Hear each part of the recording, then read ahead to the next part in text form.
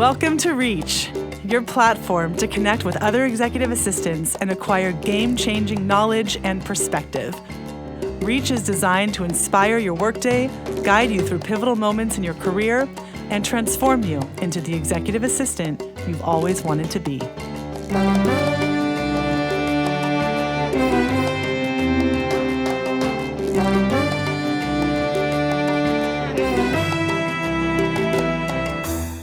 Hello, everyone, and welcome to another episode of Reach. I'm Jessica Van. I am the host of Reach and also founder and CEO of Maven Recruiting Group. This is quite the baller panel we've assembled today. Hello, everyone. Welcome to the program. Would you guys like to take a quick moment to introduce yourselves? My name is Sam Andonian. I am the lead executive admin to Lidiane Jones, who is the CEO of Bumble. I'm Shelley Trask. I was the EA to Cal Henderson, the co-founder and former CTO at Slack. And I'm about to take another job, which will be announced in the next couple weeks, so stay tuned. AKA connect with Shelley on LinkedIn. Absolutely. Actually, always for Shelley. Connect with her on LinkedIn. She's a superpower. My name's Ellen Grosswiler. I am the executive assistant to the product engineering VP at Figma and a former Slack EA. Yes. Thank you for that, Ellen, because I should mention that that's how all of you know each other, is you all worked together for a good number of years as lead EAs at Slack and also pioneered this decentralized EA model, which we'll be talking more about in terms of how you structured that and how you oriented around that. But so excited to welcome these esteemed guests today. And we will be talking about, as I mentioned, their perspectives on how they operate as lead EAs, offering guidance, of course, on leadership responsibilities, mentorship, fostering a harmonious but also effective and high-performing EA culture, and how you navigated a managerial role within the context of course, your individual contributor roles. We can't forget about the executives that you also have to attend to. So how you balance those things. So we're going to do our absolute best to extract as much information as we possibly can in the span of an hour. Each one of you individually could easily fill an hour's show on your own. So we'll do our best to get to everybody. And I think this will be a really vibrant conversation around leadership styles and organizational structure. So thank you all. So let's start with that. Let's start with what in the world is a decentralized model when we're talking about an executive assistant team. If one of you can elaborate on that, and also maybe talk about some of the advantages of a decentralized model, but also some of the inherent challenges to that model. Yeah. Shelley, do you want to start or you want me to start? You know, I think it'd be good to hear a little. I'll start, but I think it'd be good to hear from Sam about her experience working at a larger company, because Sam actually, out of the three of us, had at the time worked at the largest company coming from Google. So my experience with decentralized teams started when I worked for very small tech startups in the beginning. And I was always asked by my executives, hey, can you figure out what the best model is for EAs? Should they be reporting into their executives directly, or should they report into a centralized figure, such as sometimes it's someone in HR, sometimes it's a chief of staff that everyone reports directly into, and then other companies that are larger often have these lead pillar manager roles for EAs.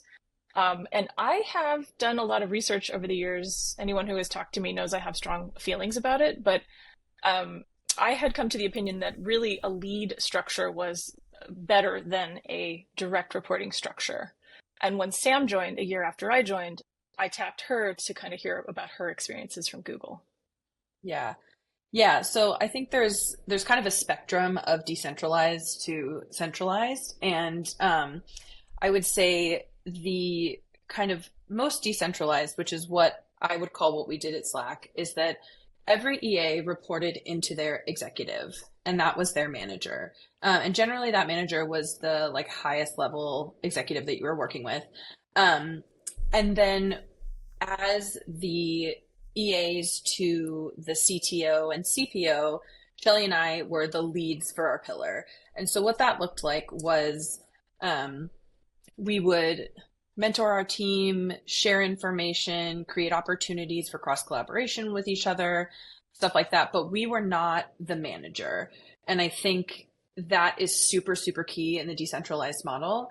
And then on the other end of the spectrum is centralized, where you have an EA manager that is hired just to manage EAs, sometimes may or may not be supporting an executive themselves, which is two jobs within one. So part of the reason that we landed on decentralized was that there's a sense of tighter connection with your executive when they are your manager. There's a responsibility that executive has to you and that you have to them. And you're also very clearly a member of their direct team. So while there could be some gray area in situations where you don't report to them of like, are you on their staff? Are you not? The answer is yes, you are. You are a key member of that leadership team, and you need to be in those meetings having those conversations. So what you get from that decentralized model is that connection with the executive, the mentorship from someone who knows your role and knows what you're doing day to day in that lead admin, as well as support from the other admins within your pillar and company. So Ellen, just to recap, I want to make sure I understand. So officially your manager was your executive. Yes. And you had sort of a dotted line relationship to you guys as the EA team leads, whereby you guys were really responsible for giving direction, mentorship, career development, which actually makes a ton of sense, because I think that when we put the onus of career development on the executive's shoulders, it's really not in their wheelhouse, right? They're thinking about whatever it is that they're doing, right? They're running the company. They're not thinking about how can I help elevate my executive assistant's career. So it actually makes a lot of sense that piece of it is sort of offshored to you guys. But then in terms of really solidifying that relationship and making them, as you said, Sam, like a key part of their executive team, they still have that reporting relationship to the executive. Yeah. And the part that's missing, like you can do decentralized, but if you don't have lead EAs, it falls apart as well. It falls apart. So centralizing so for instance, I've heard of folks hiring EA centralized managers who've never been EAs themselves. And that has been really not great for the EAs under them. But the most important thing is that you have lead EAs, because the lead EA does have responsibilities, and we can talk about that when we get to it. But there are a lot of responsibilities that still come with being a lead, even though you're not a manager. And figuring out also how to compensate and recognize that can be a challenge as well. I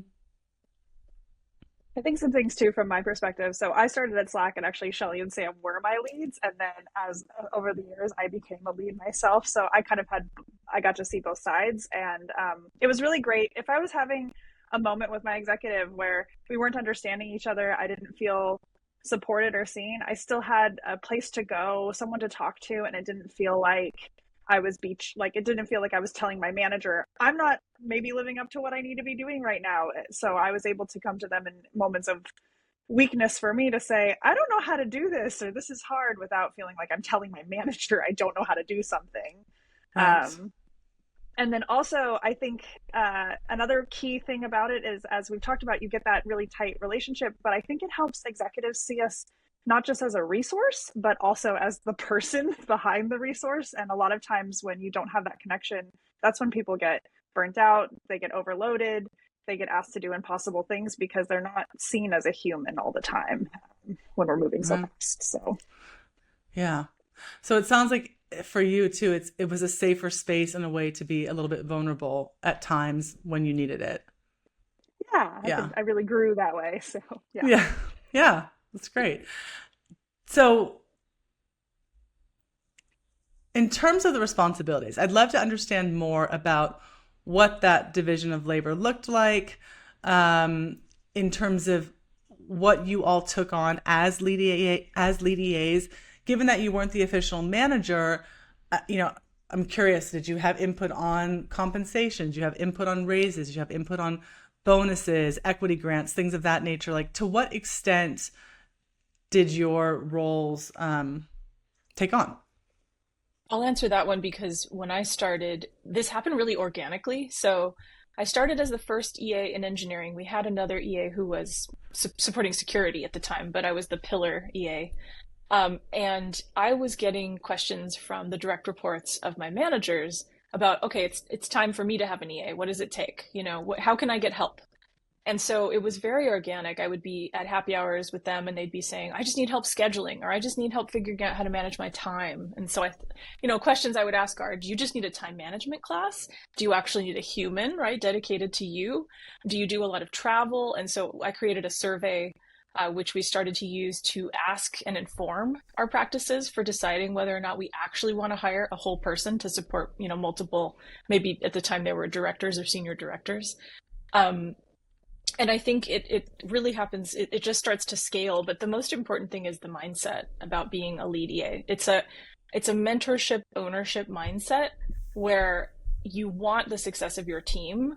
And so you will figure out what success looks like, hire the right people, attract and hire. And then the last part of that is onboarding and making sure that people are all on board. So we were not talking about compensation. We were not deciding equity grants. We were not, in fact, we had quarterly calibration sessions that all executives were required to attend on behalf of their EAs. I was not in those and I did not care to be in those, but I certainly would be happy to write up a review of someone and say, I strongly promote their promotion. I highly think that, you should definitely consider a promotion this cycle. We did things like helping to advise on headcount. We would check in with our chiefs of staff before the next promotion cycle for executives and remind our chiefs of staff that if we were promoting someone to, say, a VP level, that would perhaps trigger an event where we might need some more EAs to support those folks. So we were very close in communication about resourcing, headcount, contingency planning, coverage, and forecasting. Mm-hmm. And then there's a whole other side too, which like Sam and Ellen can speak to about, mentoring, being an advocate and all of that. Yeah, I'd say from the logistical perspective, we, like Shelley said, we did not get involved in comp or calibration or equity, but we shared our experience with the managers working with that person. And we very much focused on making sure that everyone had support, making sure that each EA slate wasn't too heavy for them and that we were balancing, and then it made sense, this, one person wasn't doing two wildly different organizations or something like that. And so we were kind of I don't want to say referee, advisor. Yeah. To make sure that because I think executives think very individual when they think about their EA support. And a lot of the time that is a resource that's getting shared with multiple people and they don't think about the other people and what makes sense for that EA. So we were kind of there as a gut check of no, it really doesn't make sense to have security and design supported by the same person, and things like that. I think to add to that as well, we had our eye on the big picture for the EAs because we were in tune with all of their executives. We knew that they were doing this offsite here and then this big project here. So if one of the executives might have come to us and said, I'm not really sure why so-and-so has been distant. It's well, did you know they were doing all of these other things? And so we were able to kind of speak to the large picture of what everyone had on their plate that was lost a lot of those times in those individual bubbles. So and what is there's that? A piece too. So there's some team rituals too. So we're responsible for maintaining team rituals. We are pulling together a monthly admin team meeting and an agenda based on what we are hearing people want to cover. The ELT and executive leadership team members are helping to run the ELT team meeting for admins, which cascades down into the pillar level meetings. And so there's a lot of administration involved as well.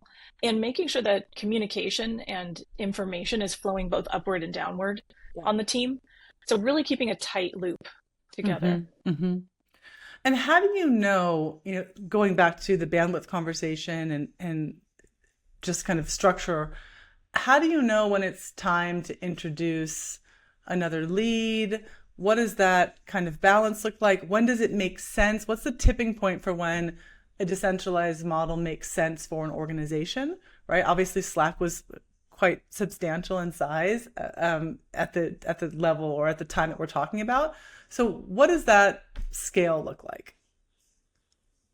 kind of speak to that because I think I've seen it both ends of the spectrum. So currently right now at Bumble, we have, I think there's 5 EAs and we run a decentralized system. So I support the CEO, I'm the lead, I do all of the stuff that we've talked about that I did previously. And it works because there's still a CEO, there's still people that report to her, and there's still things that I need to share with my team from ELT. My CEO comes to me with like, we're hiring a new C-level, we need a new EA. So that's all applicable, and that's only 5 of us. And then on the other hand, I was at Google where I think when I left, there were over 1,000 admins on the team. Mm-hmm. And that was very much done by like business unit. So within tech, it was decentralized. Or not within tech, it was like sub within tech. It was very much like I had a team at that point that was like 90 people and we were decentralized. Wow. And so it worked there. And then there were other organizations that were around 50 that were centralized, and you only heard really kind of friction and issues. And it became very clear of like, if you were going to transfer EA teams, people were looking at the decentralized teams to transfer to, not the centralized teams, because of the health of the organization. So it just kind of happens from the beginning. You're the first EA, you are going to be that lead because you are going to be the person who's going to hire the people underneath you who are going to come in and help support your org. I think that speaks to the culture, that it's important to start with the right culture when you're hiring your first EAs. This is something like, if I could get on a soapbox about, I would forever. I think you're officially on your soapbox right now, Shelley. Sorry. So take it away. Tap, tap, is this thing on? If you are thoughtful about the first few EAs you hire at your company when you are founding a company, they will set the culture that you want on your behalf. They will ensure that the culture is maintained through who we are recruiting, who we are onboarding, how we're showing up for each other. They will make sure that that happens for you. If you set it up where you hire a very junior EA first in, and often they're very tactical, very fast moving, able to tackle things, but they don't have the mindset where they are a mentor and they want to scale and grow a team, that's okay. But make sure your second hire is that person that you need, and make sure that they have no ego with each other and that they understand where they're going to work. Yeah, well said. So what are the arguments for a centralized model? I think people do it when they've created a hot mess. They've created a hot mess where executives don't respect the role. They're not held accountable to be managing and giving feedback and directly dealing with the problems in their org. And I think we decide that we're going to hire this magical unicorn of an EA manager who's going to come in and they're going to clean it up and they're going to fix everything. And I've heard time and time again, I've heard about failure. I know there are a handful of folks who can do it. And I think the secret sauce to doing it is you need people who've been around the block a bunch of times like me to be the one. If you're going to have a centralized system, I always say, gosh, I would hate to do it, but it should probably be me. Someone who actually cares deeply about the people and the role, Yeah, I would say I've seen situations where it happens, like they want to hire the unicorn, they want to hire somebody else to do the logistics of it. And like, well, I don't want to give another review. I don't want to write another, and it just ends up creating friction between the EA and the executive, creating friction within the organization. There are scenarios where, when I was on the team of 90 at Google, we had an admin PGM, and she was not our manager, but she was in charge of the admin program for the 90 of us. So there were things that she was doing because it was such a large group of people working together. And that system can work because that person is still not your manager and you still have that connection to your team and your executive. But yeah, unfortunately, a lot of the time when you see a centralized model, it's because, on one hand, no one has explained to them that you can decentralize. And two, it falls into the way that our minds work generally of like, oh, this is a category. They should be in their category with each other.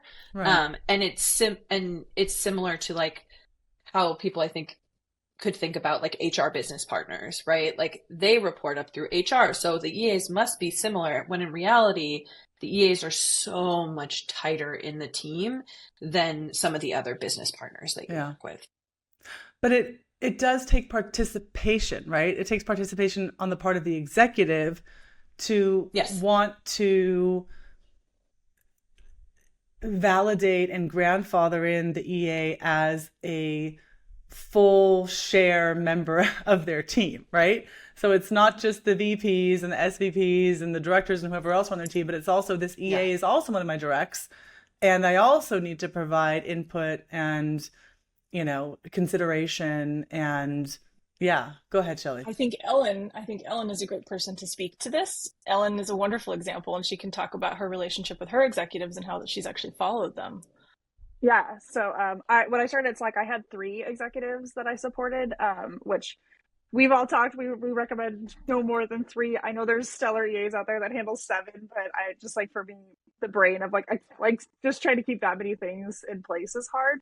But I had a close relationship with each one of them, and one of them I developed such a great relationship with, and he really leaned back into me. He helped figure out what I was really good at and what I wanted to get involved in. And I ended up following him over to Figma when an opportunity arose. So we're back together, and it's wonderful. And but he sees me as more than an EA, I think. I'm almost like a chief of staff to him. And it's great because even though, you know, I stepped into that role pretty quickly, the trust is there. We don't have to build that. That often takes a lot of time. So I think when you have these decentralized models, it allows people to kind of create those relationships and follow them as well. I think additionally, you know, a pro to having a centralized system is that the person that's managing you does your job, or has done your job, maybe understands your job. That sometimes can be a little bit friction with executives. I had executives saying like, well, shouldn't you be doing this? I'm like, no, that's not really my job. How are they to know? So I think that is plus side for the centralized column. However, I never felt like I missed that mentorship because our leads were so involved with our executives. So I was able to kind of have best of both worlds. And that's why we always would kind of root for and default to the decentralized system as well. Yeah, that makes a lot of sense. So let's stay on you, Ellen. How do you define the hallmark of a highly functional and elevated EA team? And then I guess the second part to that is, you know, how did you guys measure that, right? I mean, did you have ways of kind of assessing from an intangible perspective, but also from a tangible perspective, that quality of delivery, service, results, all of that? Yeah, I think one thing about being an EA that makes it really difficult, I always kind of have an identity crisis. A, what team do I really belong to? B, what is my job? It's hard. If you compare 2 EAs, no 2 are the same. And so I think one thing that I always saw was really a huge strength of our team, and that I would check in more on the intangible side, was, do we have the right people for the right executives? And that meant there was a big diversity on our team. And we had people that loved creating events and thinking about the process. We had others who that was not their jam, and instead they loved processy, they loved organization, they loved documentation, and having a team with people that had all of those skill sets really kept us healthy. And then I guess more of a tangible way is like our weekly or biweekly meetings. Are people speaking up? Are people sharing what they're doing? Are people feeling comfortable asking questions? Are they feeling comfortable sharing what they've learned? And the quieter those channels and those meetings got, the more I would sense that something was wrong and that we would need to spend more time. That's really true. And the other part that we're missing is I think executives are pretty good about giving feedback to the lead EAs, at least. When something goes off, when I hire someone and something's not good, I hear about it immediately. So my job was always to try to get, if we made a bad hire, which look, it happens to everyone. I've got a bunch of them in my history. And, you know, you just don't know when you're interviewing someone how they're actually going to show up the first day. My goal would be to try to get them out immediately within the first 3 months, because it really does affect the whole team, the admins and the executives. I think a good measurement for success is executive feedback. Also, like Ellen said, does the team are they showing up weird? Are they acting weird? And are they stopping the communication flow?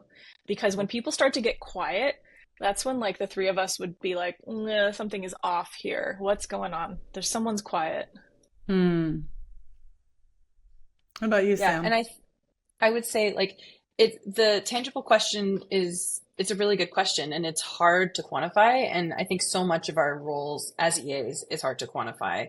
Um, but I think like as a lead, you can diagnose it a little bit more because you have that perspective.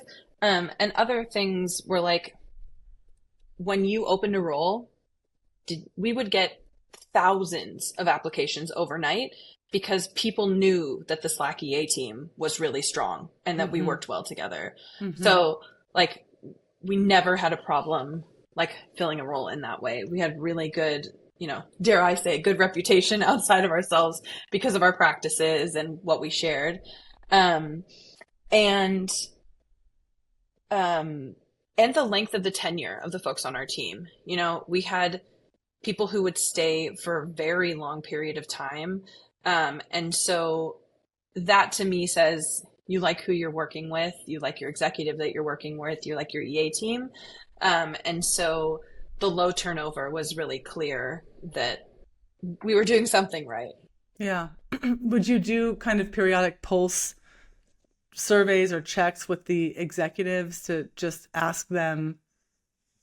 Yeah, regularly. And I do think it's really hard to measure. You know, when you do your quarterly review for yourself, you're always thinking, oh gosh, how can I come up with a percentage to talk about how amazing I am? It's really hard to do. But I think you do get a sense of if you are able to make, you know, you hire someone and you hear back from the executives who they support, this person has changed my life. Like Ellen has come in, she has completely fixed my calendar. My time management skills are killer. She figured out how to get meetings with my direct reports. Everyone's coming to me telling me how epic she is. Right. Like that is the measurement for me. So it's a soft measurement, but it's very, very clear. Yeah.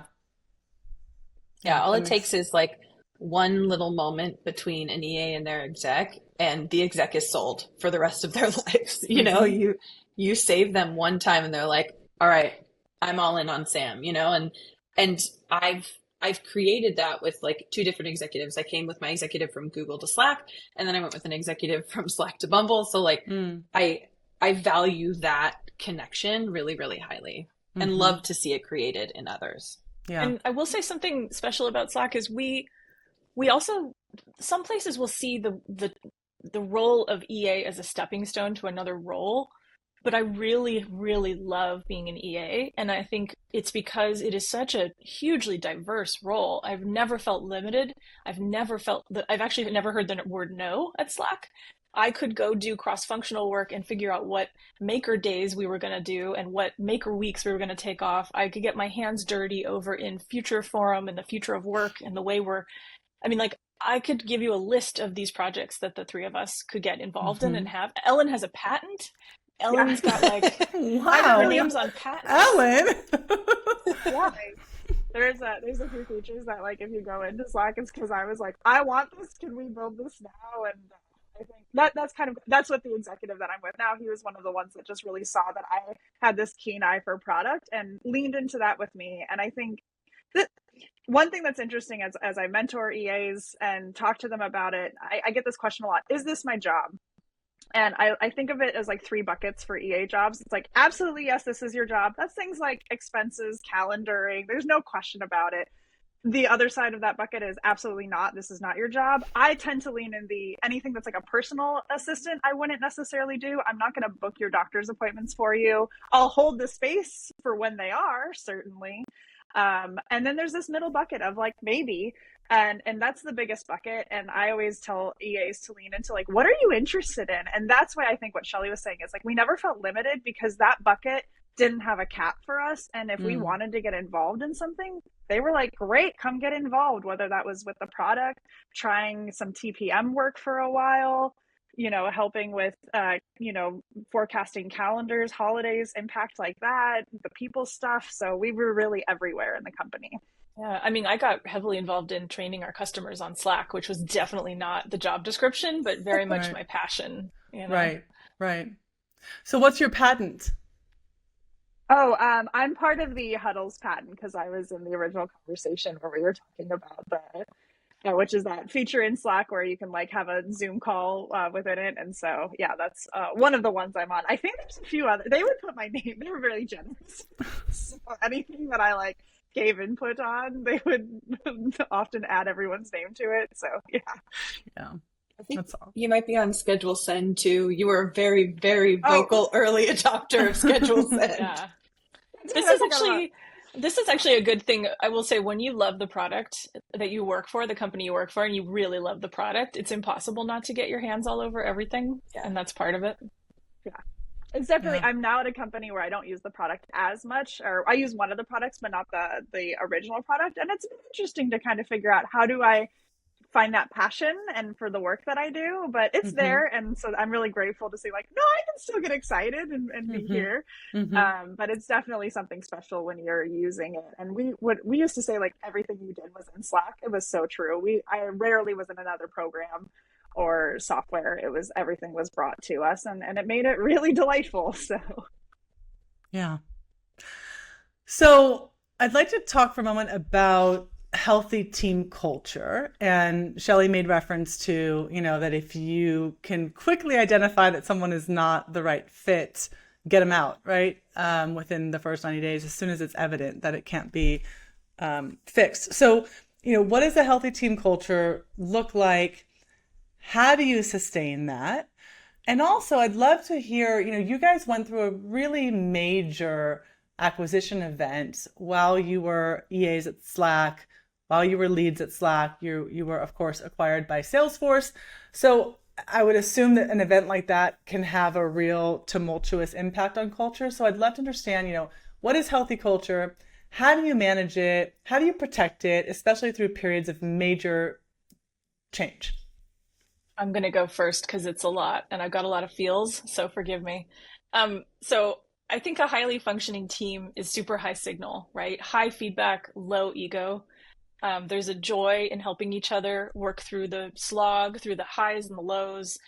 When you see people signing up for projects that aren't necessarily theirs, that's a good signal that you've got a high functioning team, because they recognize that helping Sam with her event means Sam's going to help me with my event. And that's how the world works. There's a sense of camaraderie when we work in the trenches together.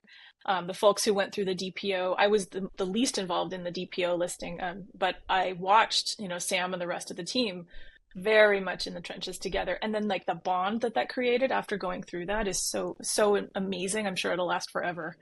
Mindset wise, we're looking for, abundance mindset and growth mindset. Something I say all the time is there's enough cake for everyone. So when you have a team where it doesn't feel like, oh, Ellen got a raise, I just heard, but I wanted a promo and a raise. And it's this idea that there's a limited resource to praise to the economy. I think that's what doesn't work. So we will always want to have people with an abundance mindset. And I think sustaining the culture is one of the most important things for the company. So I took it very personally because Slack was such a precious resource to me. It was my dream job. It was my dream company. They'll tell you that I was very picky about who we hired, and I was obsessed with the idea that you should be obsessed with wanting to be at Slack. Not just I want a job and I'm a good EA, but like, why do you want to be here? And so that was part of the process that I really took seriously at the beginning, especially when we were very small. And joining Salesforce was a trip. It was, we were about 34 EAs at the time, I think, and we were joining a team of 550 EAs. We had incredible process. We had, I think we had about 4.5 thousand people at Slack. We had incredible levels of customer support. We had HR business partners who were phenomenal. Documentation for everything, help channels for everything you could think of. Really easy to navigate our company and systems. And then we were kind of just like thrust into the belly of the whale. And we were realizing that a company that had scaled as quickly as Salesforce had not scaled their internal processes for their employees. And so it was very difficult for us to figure out how to navigate because we were used to having a really high touch kind of customer service level internally at our company. We were up against, they had to adopt our software upon the acquisition, which was a really quick decision and something that a lot of employees were very upset about. They were very heated, and change is hard for people who've been doing things a certain way and then suddenly they have to do it a different way. So our job was I saw myself as an ambassador of goodwill, did a listening circuit with the EA team, took on 1 million meetings with people who were hostile, angry, frustrated, tried to be patient, tried to listen. And I think we won them over in the end. And now they're using Slack wall to wall. And the EAs, we also wrote them a leveling guide. So the EA team had no leveling guide and none of the resources that the small, scrappy Slack company had. So my goal while there was to try to get them as much of that as possible, as quickly as possible. Yeah, I'll hop in here. I think to Shelley's point of like we had so many systems built out, and that really created like the team health that we had of like we knew how we worked together, we knew how we communicated with each other, we knew how processes worked. And when we were acquired, it was a very long transition, right? So like it wasn't like an overnight thing. All of a sudden we were fully rolled in. So we kept a lot of those same processes and the way that we were operating up until, it's kind of an ongoing thing. Some of those still exist for the team that's working there because like that way of communicating worked the best. And then other things we had to kind of regress a little bit to like the way that Salesforce was doing it in that way where they scaled too quickly and didn't scale their process. And so that was really frustrating, but something that was spoke really highly of our team was that we were able to navigate those challenges together. So if one of us ran into an issue of like, okay, I ran into this problem with expensing and I'm really not sure what I'm supposed to be doing, you brought it to the team and we could all kind of resource that together. Mm-hmm. And to our team's credit, we would offer solutions to as many places as we could when we saw those issues. So it was really like, even though it was tough, there was still that team health of like knowing that we are going to work together and we'll offer solutions. And one thing I have to call out about like Slack culture as a whole was that the kind of 4 virtues, or is it virtues or values? Attributes, that's the word. Was smart, humble, hardworking, and collaborative. And I think, every company has their version of attributes and I've never memorized them because they didn't make any sense. And the Slack ones, just when we thought about hiring and who we wanted on the team, it was hitting all of those pieces really solidly. And the humility piece was always just really, really huge for us. If you came in with an ego, you weren't going to be successful. And if you were looking for a company where it was full of people with egos, this was not going to be the place for you. And, there are environments where you work by yourself and you need to focus on that and you work individually. That was not our team. And we were very clear about that in our interview process too, to make sure that like the people that we were bringing into that culture understood what we were doing. And for some of, the misses, I'd say that when we hired, I don't think fully understood when we explained that we worked together as a team, that meant we had weekly meetings with each other on our pillars to talk through things. I met with everyone on my team at least bi-weekly, as needed, but like there is a real connection and there's a real accountability to each other. And so if you wanted to be an island, it just wasn't going to work. I had a different take. So while we were going through the transition and everything, I spent a lot of my time with our team rather than looking outward at the Salesforce side. Because of my function at the job at the time, I didn't have as many contacts, so I couldn't get as involved. And I think this goes back to like another one of those like things that a lead might do that a manager might not, was like put on the therapy hat. I spent a lot of time just listening to people, and I recognized early on, I'm not responsible for anyone's happiness. This is a hard time. Our acquisition unfortunately coincided with the pandemic as well. There was a lot of nuance there. A lot going on. Yeah. I think we're angry at the world, not necessarily angry at this. And but just there's so much. I was going in reminding myself like I don't have to solve every problem. Sometimes just listening is the best thing that you can do for people. Just giving them that space to say, oh, this is hard and it sucks.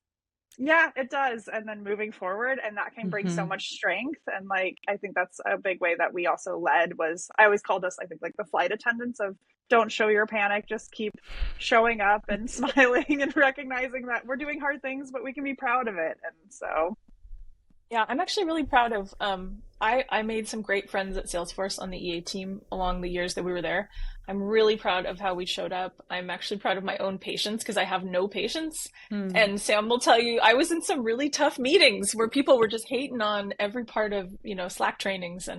But I really gave it everything I had to teach people Slack, to make their lives better, more productive. And I think going through a harmonization of any kind with any other company is always going to be challenging, especially during a pandemic and remote, because remote was hard too. We don't talk about enough about how lonely and isolating it was to go from being in an office with humans and energy to just being at this desk forever, for years. I've been here for 4 years now at home.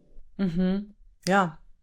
A good anecdote about kind of that progression from being sort of anti-Slack adoption to loving it was like somebody in one of Shelley's like very first trainings was like, well, why do I have to use emoji?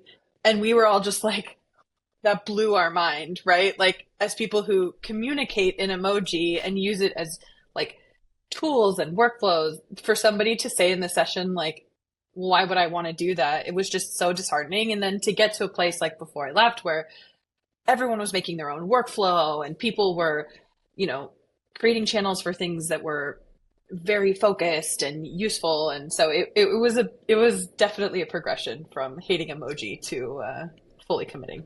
Yeah. Were there any unintended casualties of the acquisition? Meaning people that obviously sometimes there's just sort of natural attrition that happens because not everyone is retained. But were there people that just were, I can't hang? I don't think that it was because of the acquisition. I think, when you do an integration, like your G&A teams, like they were integrated and some roles were made redundant or, and there was enough of a lead time up to that everyone kind of knew what was going on. And it was very clear of like, this is my role for the next 6 months, and then we'll see where that goes. There wasn't anyone though who was like, I'm out, can't do it. Like it was very much a challenge. And because of the way that the acquisition for us worked, it was supposed to close in July, and there was a lot of oversight and auditing and everything. We didn't end up closing until October. So, I found out from my executive like November of 2020, and we didn't close till October of 21. So it was a very long spread of like nothing happened overnight, really. That's kind of the hardest part, is how long it lasts. Yeah. I think too, there was so much to do, so much to help our teams that I don't think anyone had an opportunity to even stop and think like, is this what I want? It was just like we still got to work with each other. We still got to work with people that we loved. We were meeting even more people that were interesting and new. And so, not to say that whole team is still there. Obviously, we're not, but it wasn't immediate. It took years, and it was at the right moments of time rather than anybody just saying, no, I'm not doing this. So I think there was a great amount of stewardship and ownership such that, everybody felt like they wanted to make sure they closed everything up into a nice bow before they were ready to take and I think it was mostly about, I've been here 7 years, I've been here 6 years, like eight years, it's a long journey as part of Slack. Yeah. Vesting schedules had way more to do with it than anything. Definitely. Way to keep it real, Ellen. Real truth. Yeah. Hey, we don't do this for free, No, nor should you. Should you. Yeah. We talked about this a little bit, but around kind of qualities that you look for when you're establishing an EA team from scratch. Shelley, you talked about, high signal, low ego, things like that. Are there other things that you would like to tack on to that in terms of quality skills? You mentioned sometimes, nobody gets it right all the time. So like, what are those misses and any learnings that you can share from the hiring effort? I wrote a couple terms, and I think these are good. And I'm sure Sam and Ellen will have some to add to this. So I think we hire motivated owners. We're looking for ownership. Collaborative community builders. people who want community and they're building and they're looking for how we keep us the continuity there. We look for a growth mindset and low ego over experience. And I say growth mindset over experience. Ellen will agree. I wasn't always looking for someone who'd been at every startup and had the full, Facebook, Meta, whatever. I don't care actually that you've worked at any of these other companies. I do care that you are smart, that you pick up new things, that you're the first person to go into the settings when you start learning new software. So it's really a mindset. And then the last one I think is technology and customer obsessed. So you are the nerd in your family who's helping people fix things or figure things out. And you also have a real customer mindset. I think like what Shelley was hinting at is Slack was actually really my first job as an EA. Before that, I was a banker and I had like 6 months of contract work, but I also try to find that hungry spirit. Flexibility is a huge thing, and we've talked about how much we like retained people on our team. It's not necessarily because executives were retained. Executives had some turnover, and people still stayed. And I think what my final count when I left was I had supported 12 different individuals in my 5 years there. And part of that was being able to be flexible, being excited. Every time I got a new team, I got to learn a whole new part of the business, and that was really exciting to me. So looking for that kind of stuff, I think, helps build that really strong team that can go through these changes so that they're not, the connections are great, but also sometimes you can't control that your exec leaves and you maybe still need to stay there or want to stay there. And so, yeah. I want to give Ellen credit because sometimes the folks who support the C-suite, they think they know everything. They think they're so smart. They think they've got the big dogs, right? But the truth is, and I will say this forever, Ellen knows more about the product, the teams, and what we were working on than I ever got to get exposure to because she was on the ground with the troops. And I had that for the first year when I supported our VP and our CTO. But the minute I lost that VP level, I lost the touch base with all the folks who were actually building. And I think it's really important for the folks at the top to really keep in touch with and in tune with everything else going on. And they're going to need to keep, that's why every level matters. Actually, and that's really interesting. So like I said, I'm the only one that went from being, I went in as a person who was led by these two wonderful women and then became a lead myself. And I remember that in my first month of being a lead, there were some rituals that we had that I didn't necessarily always understand. An example was we had a weekly stand-up where every EA would do 3 bullet points on what their executives were doing that week and what they were doing. And I remember, like as Shelley said, I was one of the masses in the trenches, and we would all have these side conversations of, why are we doing this? Is it so that they can spy on us? Do they not think we're doing enough work? What's going on here? And luckily I trusted Shelley and Sam enough to know, I'm like, it's because they're spying or care. But I didn't understand the whole function. When I became a lead and stepped into the C-suite, I lost that visibility. And all of a sudden that channel became my lifeline. And I realized, oh, this is why I didn't necessarily, it wasn't for me. And I think a lot of times we get focused on, what am I getting out of this? What am I getting out of this? And I think we have to let that go a little bit. And it's important to advocate for yourself. It's important to make sure that you're not getting taken advantage of. But sometimes we do things because it's for the greater good of the company that will help you in return with your bonus, with your paycheck, with the success of the team. But it's okay that you're doing something that doesn't necessarily bring you immediate feedback because there might be a bigger reason. And ask. You can always ask, why are we doing this? And have that explained. Yeah. So actually, that's something I think Sam and I talked about a lot, which is start with the why as a leader and a lead. I struggled with it at the beginning. The first couple of years, I think folks didn't really understand what was motivating certain decisions I was making. And I heard really good feedback, which was to start with the why. When I'm trying to explain something or ask for something that's going to make more work for people, I had to explain what our goal was, why we're doing it, what I would hope to, what the end looks like. Yeah. I mean, that's literally a book. Start with why. Yes. Yeah. Yeah, totally. Yeah. So one thing that I hear about a lot from other clients that we work with are things like the importance of standards and the importance of consistency and continuity across the EA team. So I have one client in particular in mind who, they have a very prescribed way of putting putting meetings on calendars. They want certain color codes across all the executives. And the reason that they do this, okay, Sam, I love your eyes. That's a lot. I love it, and she hates it. That's okay. No, this is interesting. This is so interesting because I'm curious. Like when you have multiple chiefs, right? Like you guys were each three distinct people, three distinct personalities, three distinct perspectives. You're leading your teams. How do you do? Well, I guess first of all, do you mandate certain procedural things across the board to make is consistency a priority? Is that a thing? And if so, like, how do you manage standards? How do you ensure standards? How do you ensure consistency? Or do you just say, to hell with it, and you just kind of do you?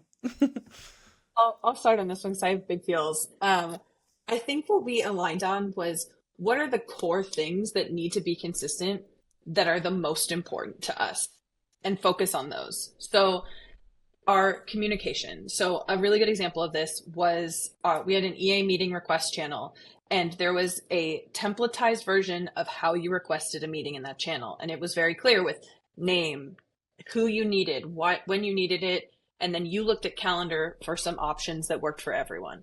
That was very, very standardized, and we really didn't deviate from that. How you put a calendar invite on the calendar, or what colors you used for your executive, that is a very personal thing to each executive. So if I were, as a lead, to mandate that everyone has to do one-on-ones in yellow, it's really not creating benefit for anyone other than the person who likes it yellow.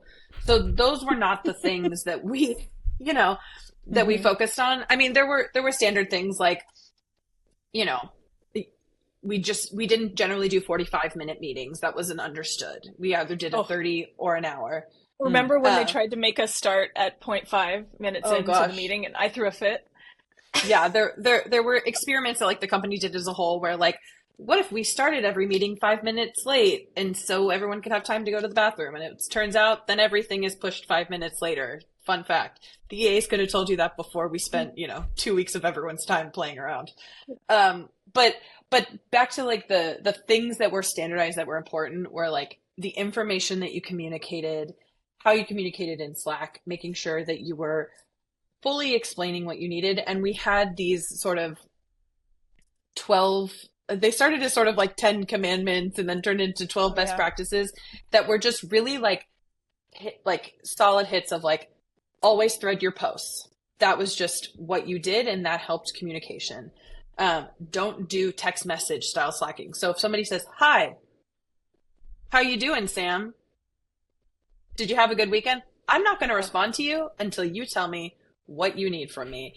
And so we, as EAs, we took all of these pieces, and that became kind of the standardization of how we communicated with each other. And we celebrated that, like, I love making a pretty spreadsheet. I love it. I go deep into hex codes. Shelley, probably not going to go deep into hex codes, and that's okay.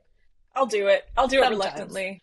I love a good Google Doc. Sam loves a good spreadsheet, and that's why you find each other. You find your other person, right? Who matches your yin to your yang. It's like you need that.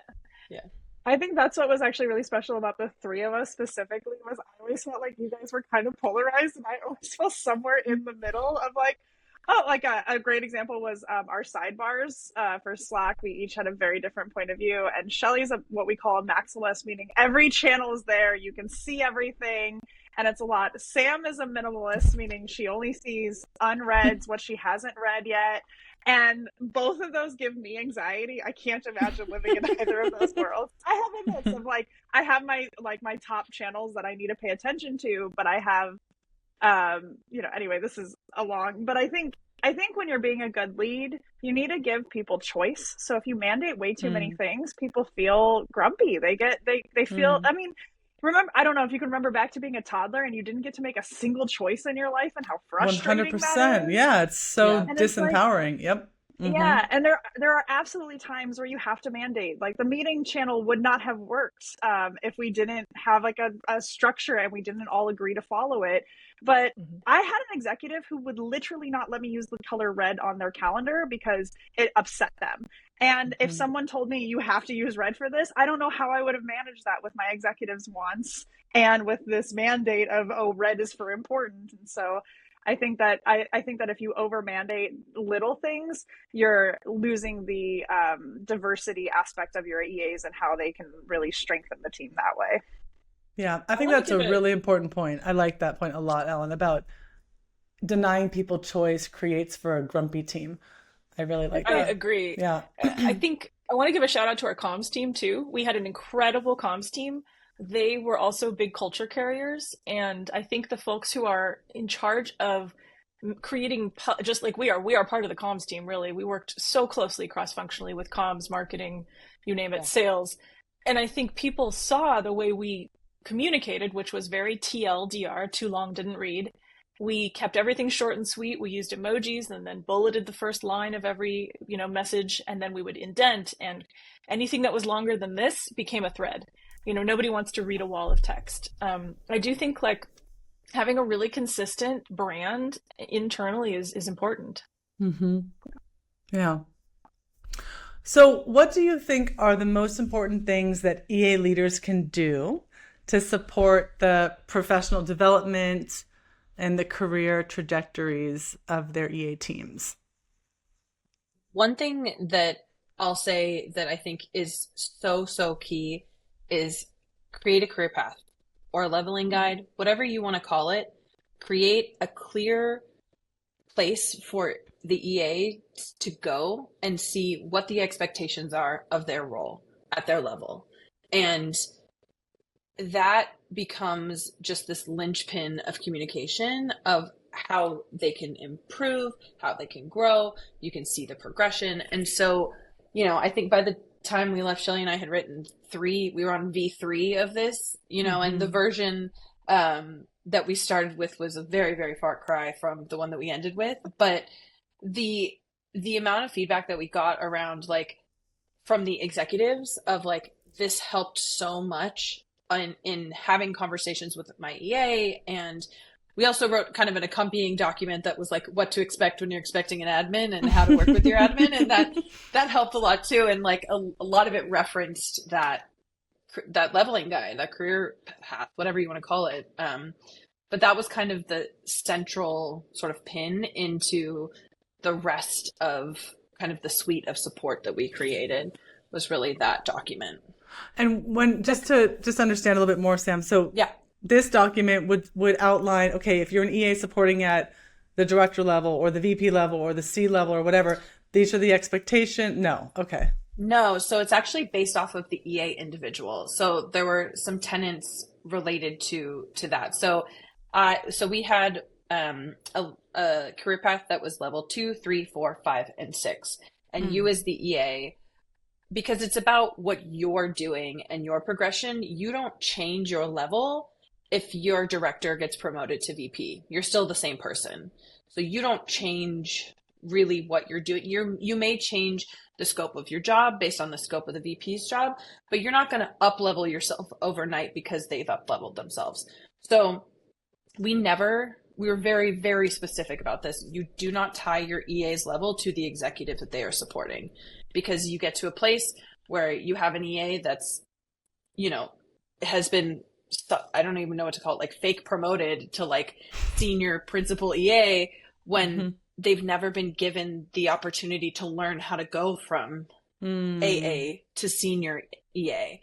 So, or you the can take opposite situation, where you have someone who's supporting directors or VPs who's amazing. They've been there for years and they're happy at that level. And how do they grow if the only way to get to that level is by the level that they're supporting? There's only so many C-suite people, but there's a lot of EAs, who are still progressing, supporting at the team level.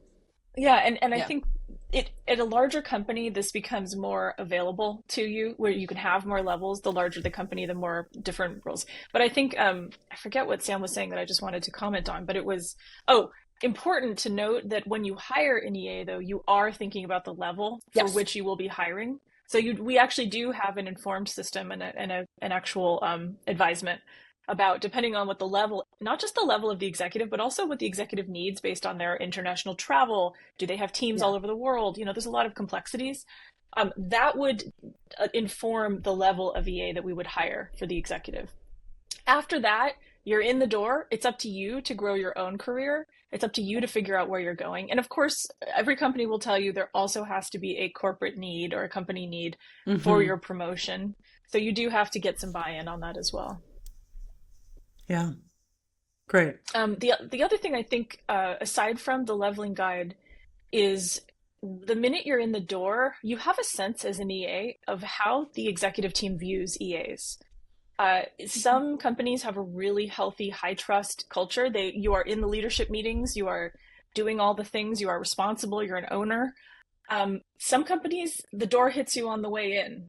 You know what I mean? The last man walks in the door and you are left outside the room. And I've definitely felt both sides of that. And I have to say Slack was phenomenal at including us as leaders, as leadership support. And if you don't have that, it's really hard to feel supported. It's hard to feel like this is a real job. Another part is whether or not you give your EAs equity at the company you're part of. Are you expecting, you're giving your engineers equity, but you're not giving your EAs? That doesn't make sense, right? So think about your compensation plan and how you're viewed. Just the number of times that I have been in a conversation with a founder, CEO, whoever, and they'll say, well, what are the expectations for equity? And I'll say, you should compensate them at a similar level as what you would give a senior engineer in terms of, or a director. Or they go, what? Like, it's like, like, it's so often shocking to them. They'll the senior use that engineer, like, they leave at 3 p.m. to pick up their kids at school. I am texting you at midnight from from my bed to fix your flight and ensure that your wife is informed that you'll be late. I've also told the nanny that you're going to be, you know what I mean? Like, I know so exactly what you mean. Your senior EA. No, it's fascinating to me. And it's fascinating to me how there's oftentimes this moment of shock and awe and surprise. And I feel like a lot of our role is, maybe it's less common, I think, as executives are more mature and maybe they've hired for their EAs, they've built out teams. But in the early stages, I see a lot of our role as, educator and advocate, and just kind of like, well, if you want somebody good, this is what it takes, You get what you pay for. You can put that on my tombstone. Yeah. You get what you pay for. Someone recently told me that I don't know why, but like in the first half of my career as an EA, I always like put the emphasis on assistant, and they're saying, no, you're an executive. And I was like, no, I'm an assistant to the exec. And they're like, no, executive is in your title. Treat yourself that way. Think of yourself that way. And it's actually really changed my mind, not to claim that I'm an executive and I don't travel business and everything, but I do, it changed my perspective on how I show up and what I'm doing and my place at the company. And it was a really powerful thing. I can't remember who told me it, but it was someone recently. So, well, Sam is the one who always, her shtick is, you are the CEO of yourself. So represent yourself. Yeah. Someone told me this, one of my mentors, Kelly Robinson from Google, she told me, you are in the business of Sam Andonian. What are you doing for your business? And so I say that to everyone. You are in the business of Shelley Trask. Don't think about this from a personal perspective. What are you doing for your business? That business better be getting equity if you're going to go support a CEO of a startup. Yeah. And that's why I think, my last thing for all EAs should be building their network and their brand, but doing it really authentically. I see a lot of folks just trying to add likes and add followers and friends on LinkedIn, but like really doing it authentically is key. Like truly connecting with EAs about a topic. Like, for instance, I used to reach out to people to ask them about the centralized discussion that we had earlier, because I really needed feedback. I needed to bring it back to my executives. This last job I was in, I wanted to talk about board meetings because they were driving me nuts. So really finding your folks on LinkedIn and connecting authentically, and also EA networking groups too. Absolutely. Okay, so this is going to be a fun one for you guys. Slack super users, what is your only one, Shelley, not all, what is your one favorite feature? And if you patented it, extra bonus points for you. I go last. I'm going to go first because I sort of created a reputation for myself. Workflows, Slack workflows, workflow builder. I love it. It's fantastic. I think at one point that team told me that I was making like 60% of the workflows for the company. And I think it just lends itself to our roles as EAs just so well, because we do so many things that need to be repeated or templatized. And it allows you to like collect that information beautifully in a channel, in a spreadsheet, wherever you want it. And I've created many, many scalable processes using Slack workflows. Nice. Yeah.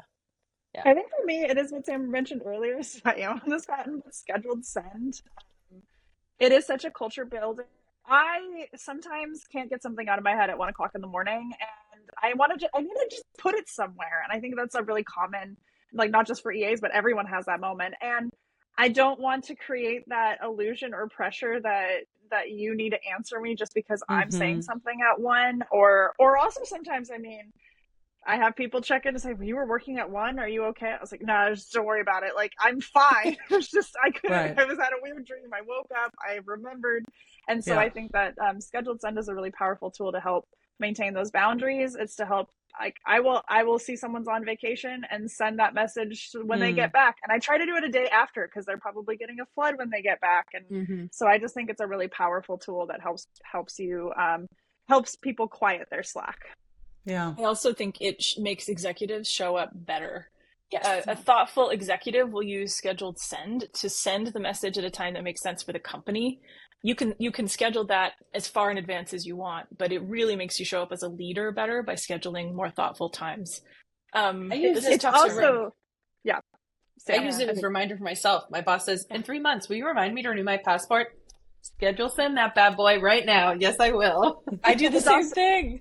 I use it for events and comms because a lot of times you're somewhere in 2 places at once. You need to say, okay, now we're breaking for lunch, but you're getting the lunch. And so having that just ready to go is really helpful. So it can be an EA super tool as well.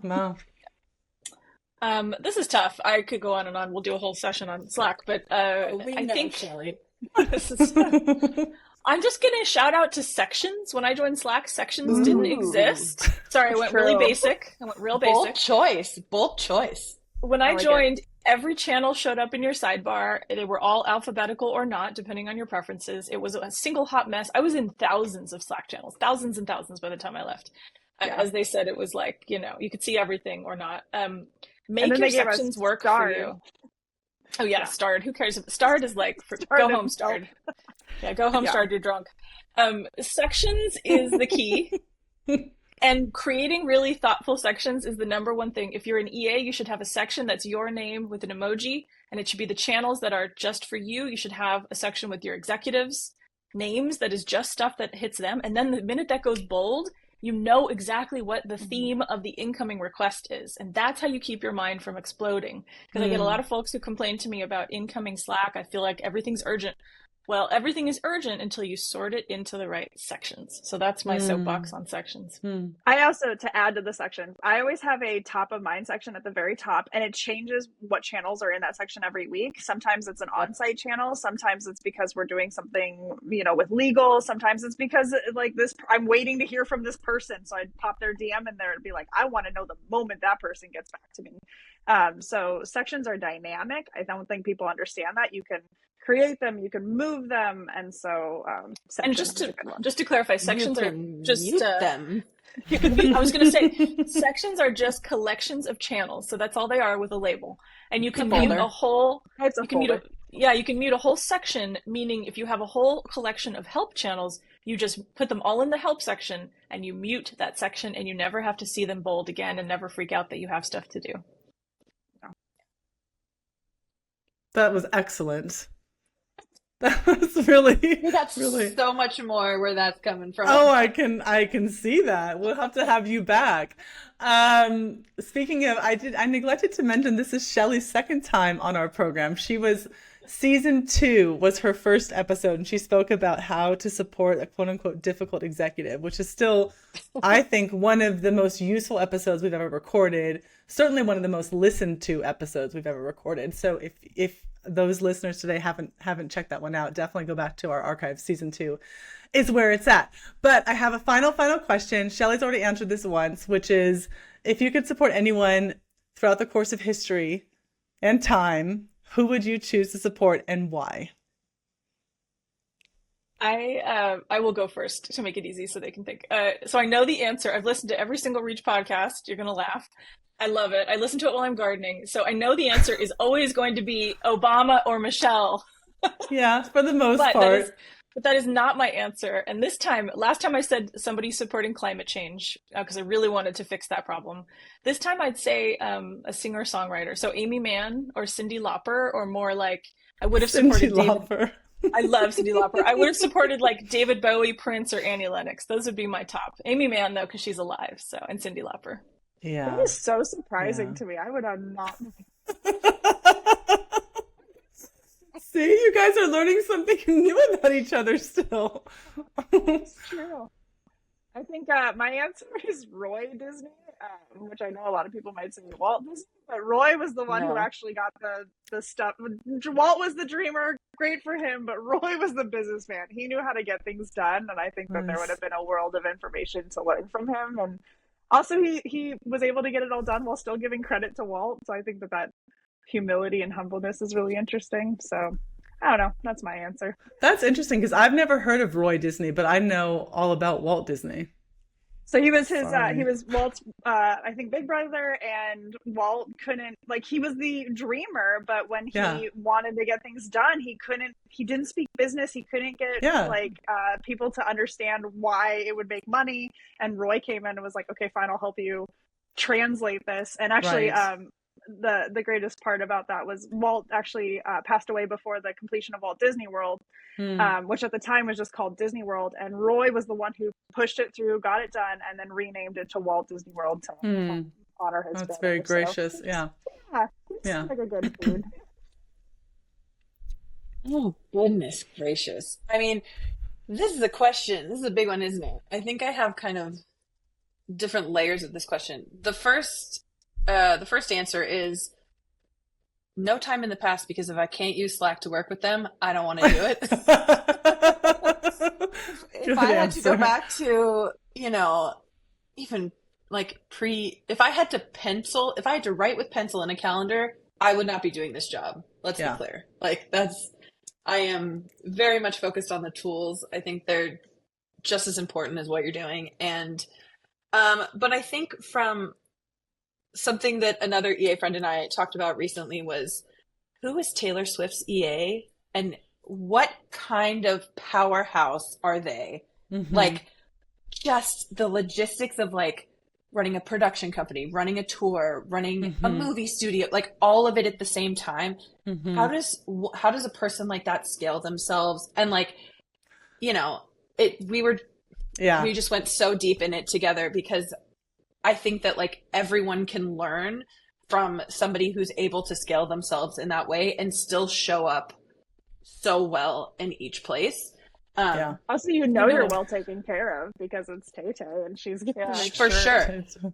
You know who I wrote to? Actually, I wrote to Kara Swisher's EA on LinkedIn because I decided after listening to her, I'm like, that's who I would support. That is the person I want to support next. And I didn't want to like threaten her EA or anything, but I wrote to him and I'm like, hey, I would love to connect with you, anyways, he never wrote back to me. So if you want to connect with me, find me on LinkedIn. Your boss is great. Big fan. Right. Well, I will say too, I think Haley has been trying to recruit Taylor Swift's EA, has been trying to figure out who it is. Haley's an absolute genius when it comes to deducing who supports who and then figuring it out and then reaching out to them, trying to get them on the program. So if Taylor Swift's EA is listening, we would welcome you to the show. Yeah, we want to know. Sam will come back on and interview you.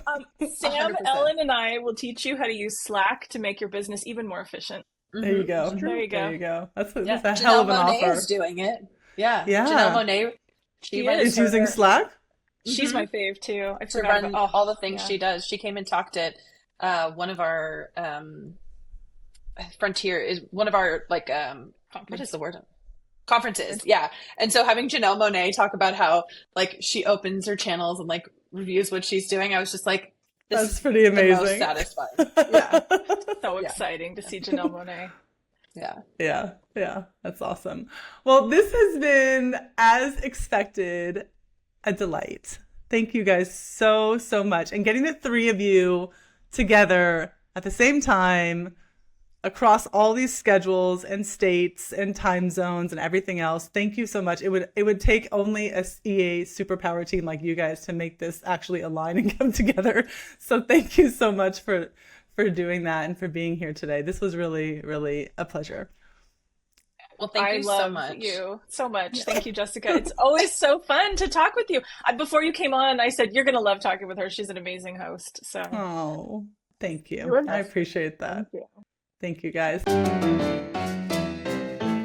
Reach is brought to you by Maven Recruiting Group, who specializes in placing executive assistants and support staff to the Bay Area's most prominent executives and companies. If you've enjoyed being part of our podcast community and are interested in becoming part of our candidate community, we're currently hiring for roles in San Francisco, Silicon Valley, and Los Angeles. You can visit us at www.mavenrec.com to see some of the roles we're currently working on and to submit your resume.